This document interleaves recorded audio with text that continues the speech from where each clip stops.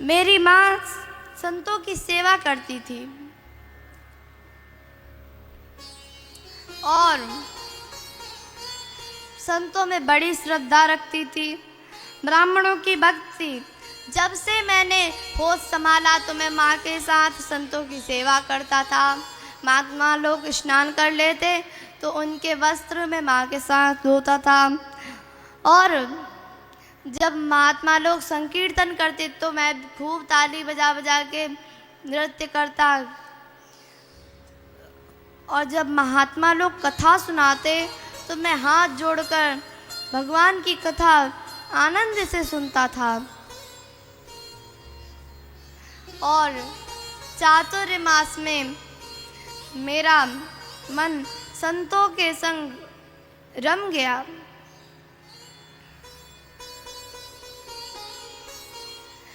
अब चातुर्मास पूरा होते ही संत तो चल पड़े, तो मैं भी उनके संग चल पड़ा।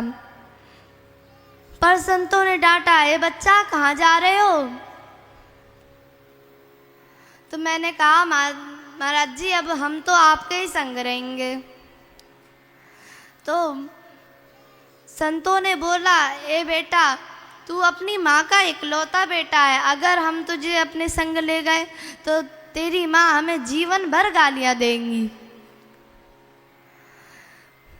तो इसलिए तू अगर तेरी ज़्यादा इच्छा है तो हमसे मंत्र ले ले और घर में ही बैठकर माला कर, भगवान का ध्यान कर, और जब मैया पधार जामे तब आइयो।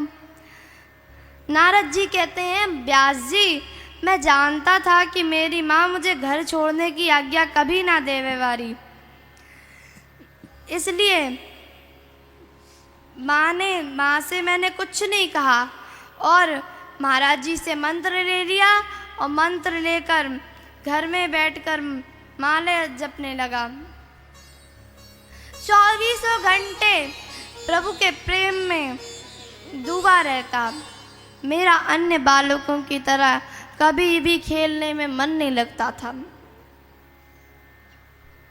संसार की बातें मुझे अच्छी नहीं लगती थी, सदा हरि भजन में मस्त रहता था। मेरी माँ ने जब ऐसी स्थिति देखी तो मेरी माँ को चिंता हो गई।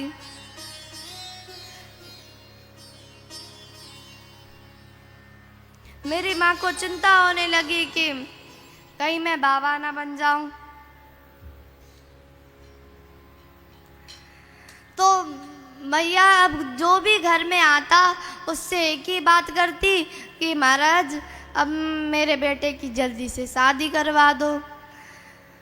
जब मैंने यह बात सुनी तो मेरी धड़कन और तेज हो गई कि अभी तो माता की प्रतीक्षा कर रहा हूँ, और अगर मैया कहीं शादी करवा के गई तो फिर देवी जी की प्रतीक्षा करनी पड़ेगी। ऐसे तो मेरा प्रतीक्षा करते करते ही पूरा जीवन निकल जाएगा।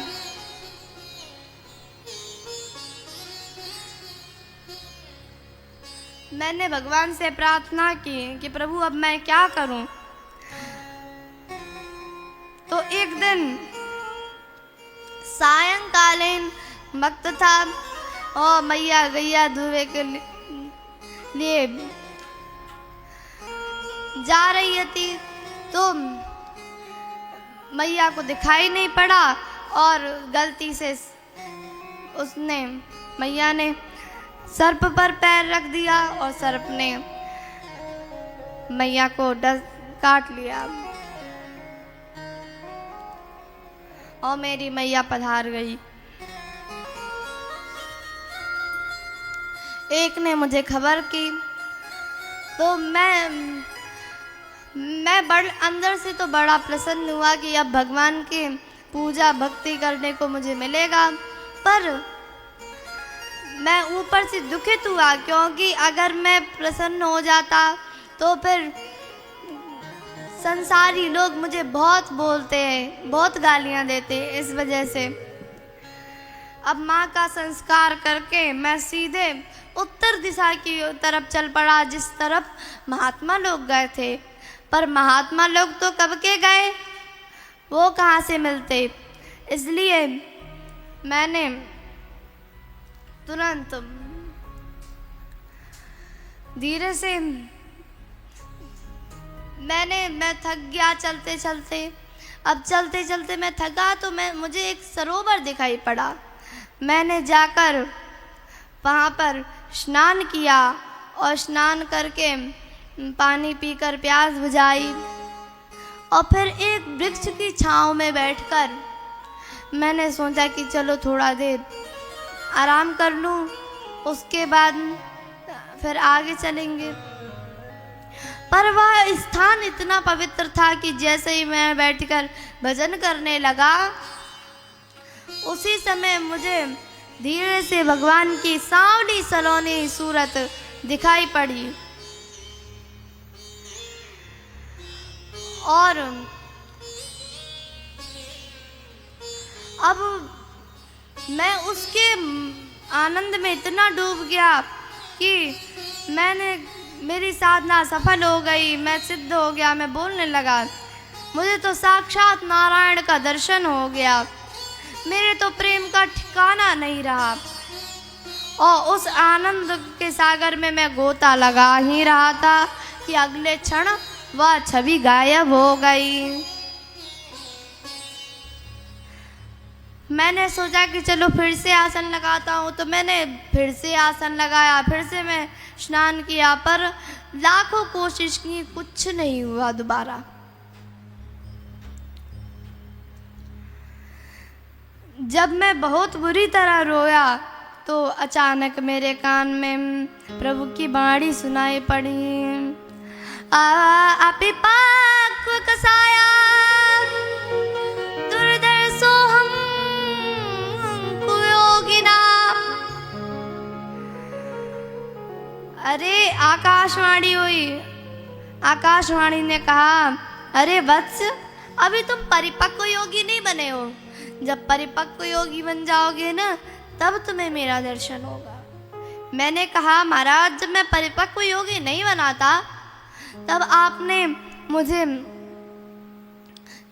मुझे दर्शन क्यों दिए? तो प्रभु ने कहा कि अरे वत्स, तुम अभी परिपक्व योगी नहीं हुए हो। अभी तो तुम्हें मैंने अपने रूप सुधा की चटनी चखा दी है, क्योंकि तुम विरक्त तो हो गए, पर कहीं बहुत कालों तक तुम्हें दर्शन ना हो मेरा, तो तुम्हारे मन में भ्रम उत्पन्न नहीं हो जाए कि अरे वो महात्मा लोग तो मुझे पागल बनाकर चले, कहीं भगवान होते भी हैं या नहीं, तो तुम्हारे मन में संदेह ना हो जाए।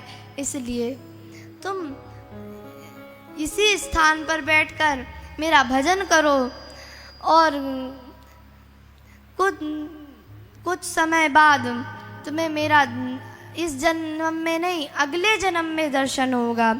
तुम्हें मेरा दर्शन अगले जन्म में प्राप्त होगा। तो नारद जी कहते हैं कि व्यास जी, मैं प्रभु की उस वाणी को हृदय में धारण करके और जो पहले उस छवि दिखी थी उसी को चित्त में धारण करके और नाम जप करने लगा। और कुछ समय बाद महाप्रलय हो गया और समुद्र ने अपनी सीमाओं को लांघ दिया, सारा संसार जलमग्न हो गया। अब जब पुनः सृष्टि हुई, तब भगवान ने, मैं दासी पुत्र नारद से ब्रह्मा पुत्र नारद बनकर प्रकट हो गया। नारद जी कहते हैं कि उन संतों का सानिध्य था कि जो उस दासी पुत्र नारद से आज ब्रह्मा पुत्र नारद बनकर प्रकट हो गया। नारद जी कहते हैं, जन्म जन्मांतरों के पुण्य फलीभूत होते हैं तब नहीं, अनेक जन्मों के पुण्य जब फलीभूत होते हैं तब भगवान के प्रभु के गुण गण गाने का अवसर प्राप्त होता है। और उन्हीं के गुणों को गाता हुआ मैं आज भी घूमता रहता हूँ।